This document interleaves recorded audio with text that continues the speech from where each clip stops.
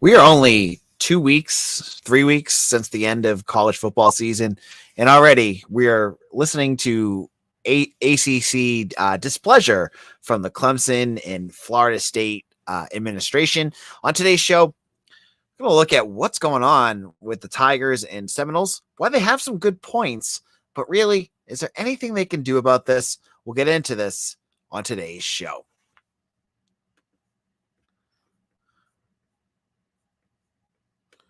You are Locked On Boston College, your daily podcast on the Boston College Eagles, part of the Locked On Podcast Network, your team every day.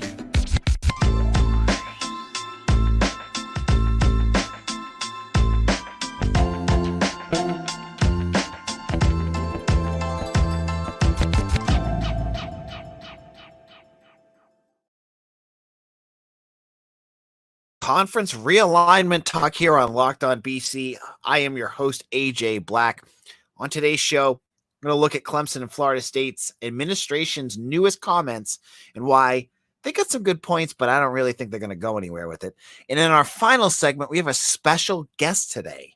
We're going to be joined by Boston College guard Mason Madsen, who will talk about the UVA win, what brought him to Boston College, and what his new NIL deal is hoping to do for the future of Boston College basketball. You're going to want to hear that at the end of the show. All right. So over the weekend, both Florida State and Clemson, who, rightfully so, feel like they're the cream of the crop in the ACC. They feel like they do things at a higher level, and Clemson has every right to. Florida State, they have the history, but let's be real. They haven't really been relevant since Jameis Winston. So it's been a little while for them. But they come out there, and we already start hearing all the chirping and murmurs of the ACC dissolving. And we'll start with the Seminoles, who their athletic director, Michael Alford, went on record to say during I think it was a board meeting, excuse me, that he's upset that the Noles contribute roughly 15% of ACC media rights value, but get 7% of the distributions. He said, having an interesting talk to the board of directors, he says, at the end of the day, if something's not done, we cannot be $30 million behind every year compared to our peers. And he said, the board of trustees asked about a buyout to leave the ACC. Legal counsel says roughly $120 million. And he says, so if we make up the $30 million we're behind from our peers, we break even in roughly 4 years, hypothetically, says Alfred. Well, I don't want to be a smart aleck here, but Michael Alford, it's not $30 million a year that you're behind if you would do this.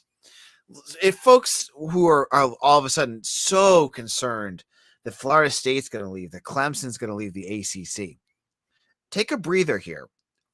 And remember, it's not that if they pay whatever that $30 million a year, they would be all set and they could join the SEC and be part of their, Southern school brothers out there. It doesn't work that way. Yeah, they could pay that $30 million a year and they could leave. But guess what? If they were to join the SEC, they would owe every single dime that they make from any other media deal to the ACC. And that is for 13 more seasons. So that number isn't correct. I don't know where Alfred in his counsel has that number, who's advising them on this, because it's not correct. Florida State can't just leave. Now, is he right? Yeah, I think, and we'll get into what Clemson said in a moment. I think what they're saying is correct. That teams like Clemson and Florida State, they're putting more money into their programs than schools like Boston College, schools like Georgia Tech, Wake Forest. That you can't argue with that they invest more into their programs. That being said, should they be paid more? There's an argument to be made for that too. And I think this is where we're kind of at. And Clemson kind of said the same thing later. Their administrators, went on and said, would they leave? Blah, blah, blah, blah, blah. They're frustrated. They're not, the other teams in the conferences aren't taking this as seriously as they are. Yeah. I mean, they've got a point. And as a Boston College observer, someone who covers the team, who has liked the team, they have every right to say that, because the money invested by Clemson is at a different stratosphere than what Boston College or Georgia Tech or Wake Forest or UVA, you name it, it's at a different level. So what do? Clemson can't go anywhere. As much as Clemson and Florida State want to pump their chest and look for the legal way out, from what we heard about last summer, these grants of right that ESPN has with the ACC that locks these schools in until 2036 is so tough. From what I've heard, is so legally binding, it's going to be hard for any school to get out of that. And I've always envisioned that there's other things that they could do to help boost their profits and get the money to the schools. Right now, there's another dance partner out there that looks like they would love to join up, and you could figure out a way to do an East-West Coast if you join them with the Pac-12. I know you're losing USC. I know you're losing UCLA, but you still have Stanford. You still have Oregon. You have Washington. You have Cal. You have Arizona and Arizona State. You have some interesting schools that could, drum up some interest and give some really interesting matchups. I mean, who wouldn't want to watch Oregon and Miami? That would be a fun matchup. Or Stanford and Boston College. I mean, for us, that would be a great matchup as well. There's options out there. That's where we got to figure out what they're going to do. I know last year Jim Phillips found like some pennies under the sofa, and he found a $10 bill in his wallet that he gave to the conference. It still puts the ACC light years behind these other conferences. It's mainly the SEC, mainly the Big Ten. And Clemson and Florida State have every right to mope about it and to complain. It's just they don't have anything they can do about it. There's nothing anyone can do. And that's why they have to start thinking outside the box. And one of the things that keeps coming up is something that could be very devastating to Boston College. And I'll get into that in just a moment. But what isn't devastating? What is the opposite of devastating are Built Bars. And if you're looking for a delicious treat but don't want all the fat and calories, then you got to try a Built Bar. We just got through the holidays, and I know my goal is to eat a little healthier this season. And if you're like me and you want to eat healthier, you got to try Built. With Built, healthy is actually tasty. Seriously, they're so delicious you won't think they're good for you, but they are. They're 100% covered in chocolate, but listen to the macros. 130 calories, 4 grams of sugar, and a whopping 17 grams of protein. And now you don't need to wait around to get a box. For years, we've been talking about and ordering Builts at Built.com. Now you can get them at your local Walmart or Sam's Club. That's right. Head to your nearest Walmart today. Walk to the pharmacy section and grab yourself a box of Built Bars. You can pick up a 4-box of cookies and cream, double chocolate, or coconut puffs. And if you're close to a Sam's Club, run and grab a 13-bar box with our hit flavors, brownie batter, and churro. You can thank me later. And if you need to just order them, head over to Built.com and use promo code LOCK15. Again, head over and grab those Built Bars. Locked on BC, AJ Black. We're talking conference realignment here, as Clemson and Florida State quite figuratively took the lighted match and just lit under the ACC's pants to try to get things moving. And, we've talked ad nauseum. I mean, go back in our archives from last summer. It was like conference realignment every other day.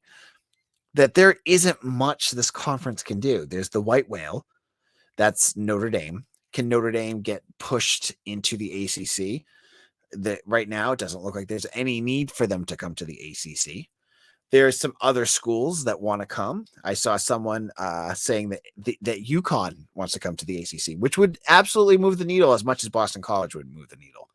And then there's all these other schools from other conferences. It doesn't seem like there's an easy answer.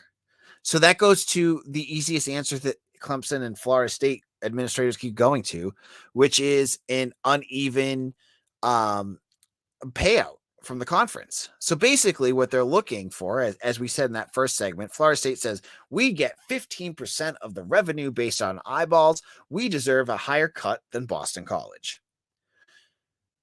And so we're going to get a higher cut and everyone else is going to get a lower cut. That would be pretty disastrous for a conference. And I have to say, a school like BC, they've had the chance to use their money to spend to upgrade the program, to do things like that. And they've done it in drips and drabs. But because BC is such a 31 programs on campus, 31 athletic teams, football pays for all of that. Now, if they were to trim some of those teams, you could get money back in the football program. That would, but that's never going to happen. But if that money is cut, think about the admins at BC, the ones that are the ones that look at athletics as a soul enriching endeavor where we can do things that are good for our kids and their athletic abilities and blah blah blah. But they don't ever talk about championships. It's never a championship mentality with the administration. I'm not even going to get into Blake James. I'm talking Father Leahy, the board. It never seems like they're as serious as some of those Southern schools. They don't. Whenever someone wants one of our coaches, they just peck them because BC won't pay him, right? It doesn't matter what position it's at. Whatever school, whatever, other than hockey, they're gonna peg whoever they want. So if these payments from the ACC go down, how disastrous would that be for BC athletics? Because that's basically what's holding this program afloat, is the ACC payouts. So an uneven payout schedule would be horrible. And it wouldn't just be for BC. It would be for Wake Forest. It would be for UVA and some of these other programs that don't have the foothold that Clemson and Florida State get. I think this would be really, really bad for the conference. I get where they're coming from. Clemson does deserve more money, but that means they got to figure out how to get the stakeholders back to the table. It doesn't mean hurting everyone around you because you feel like you're better than everyone. And you are better than everyone, but by bashing everyone down, is that going to make the ACC that much better for Clemson? Think about if BC, can't afford, and they should be able to. If BC loses the money that they're going to get, and it goes down, right? Now the administration is much more hesitant to pay for, recruiting trips and hire assistant pools and all that good stuff. Now BC is out there and they're losing more often. I know we just lost to UConn, but to group of 5 schools, they're losing to bad teams, and other schools like them are. What does that do for the ACC? The value of the product itself is going to stink. So other than getting money, what does Clemson get out of that? I don't know. There's got to be other answers out there. And that's what Jim Phillips has to do. And I haven't seen him do anything yet. I haven't seen him leverage anything. I really haven't seen him make a move that has shown me, okay, well, here's where the ACC can improve upon.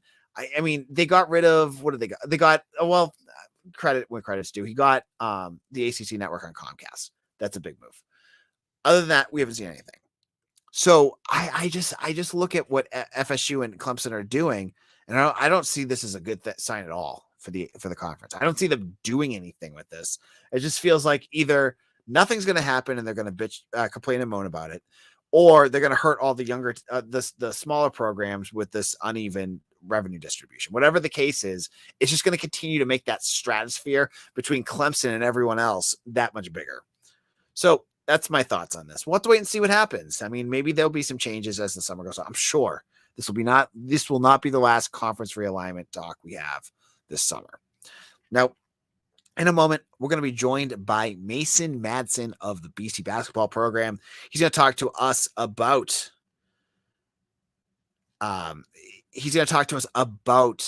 the NIL deal and what BC is doing, what some of these players are doing to get their pay and to figure out how to get BC back into a level playing field. We'll be back in just a moment.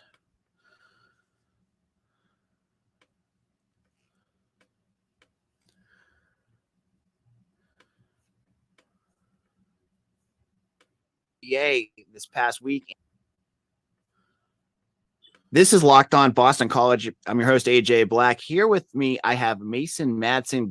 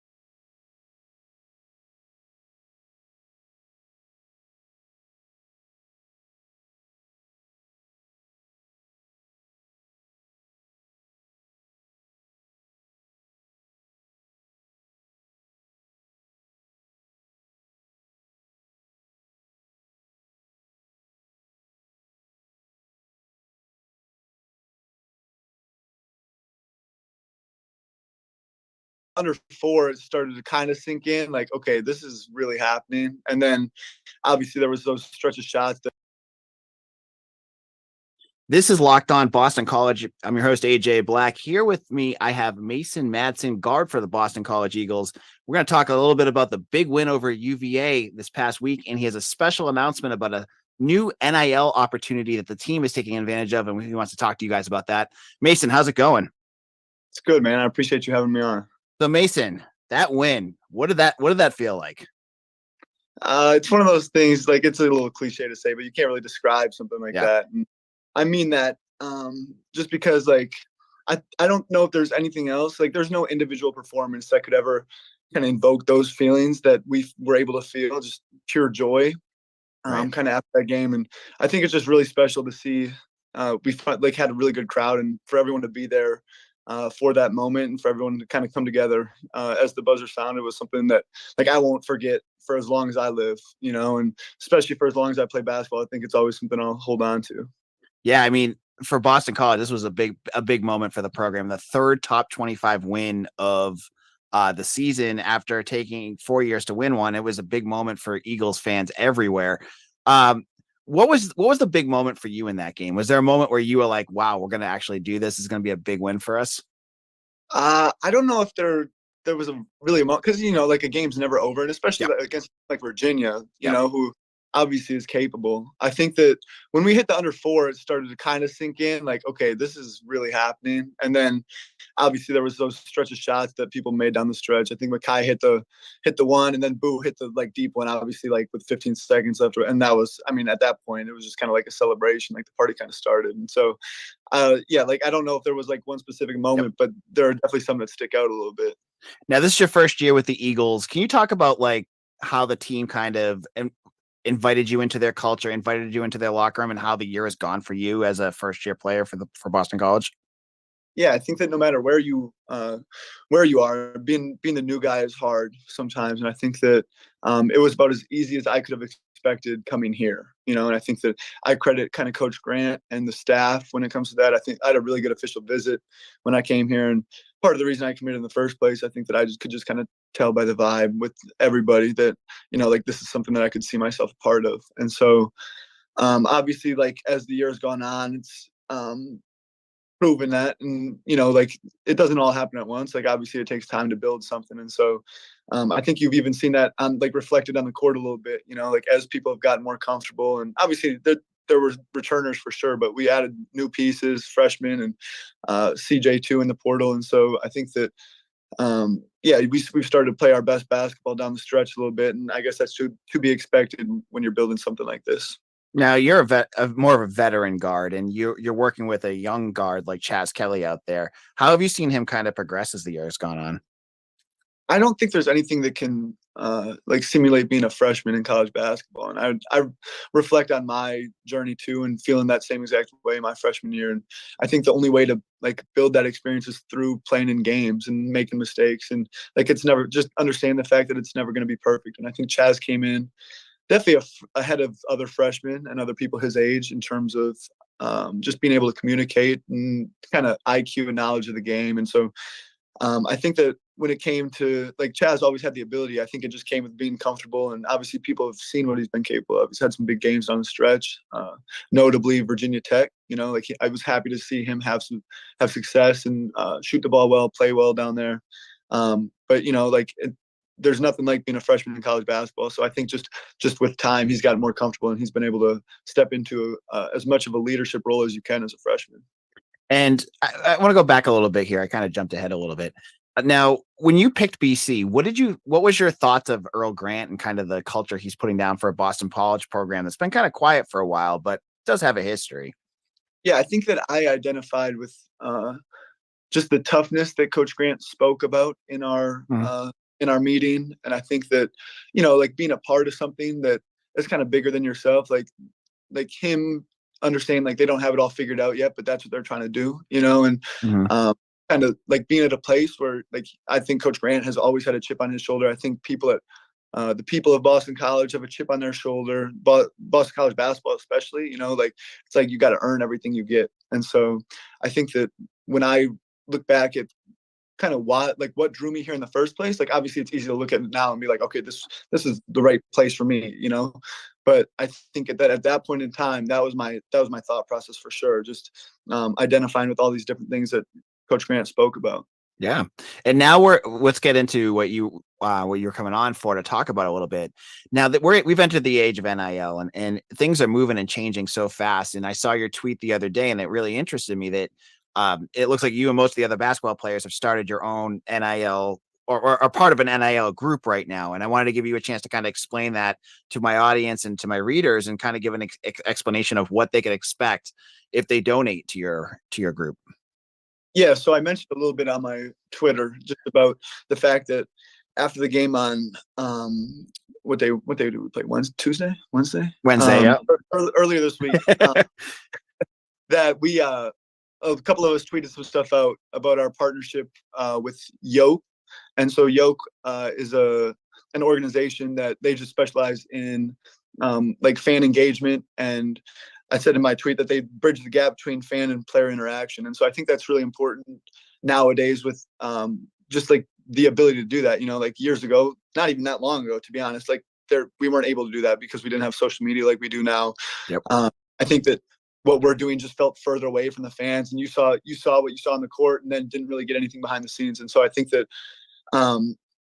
what Yoke does is really good because, like, by paying this subscription, I don't even know, like, I don't exactly know how it works. I know that you go in, there's like some sort of pay, like, I know it's a paid subscription. Yep. I think you can choose how much, and I don't know if there's a minimum or maximum. Like, I'm not into all that, obviously.